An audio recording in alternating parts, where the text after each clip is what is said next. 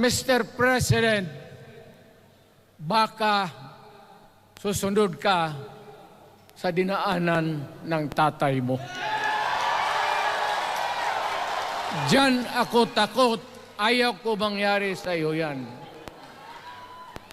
Pabor lang, ako namang nagmamakaawa kasi it will divide the nation at madugo itong panahon na ito. Alam mo, Mr. President, sabihin ko maya sa tao kung ano ka. Noong unang panahon,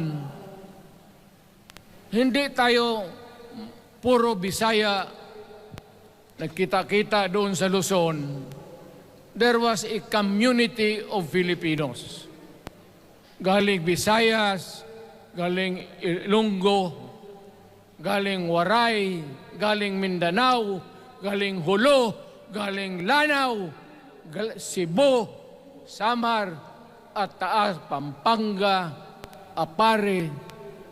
Nagkita-kita yung mga minono natin.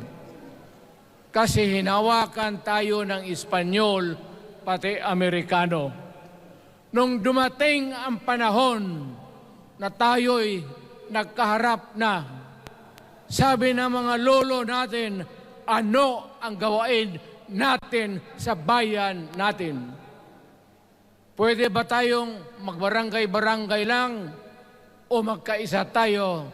Di na bale, iba-iba ang salita natin. It was agreed by the Filipinos then of all walks of life, Ma-Ilocano, Ma-Cebuano, mga taga Mindanao, they agreed to form a constitution. Alam mo, yung constitution parang bahayan sa tao.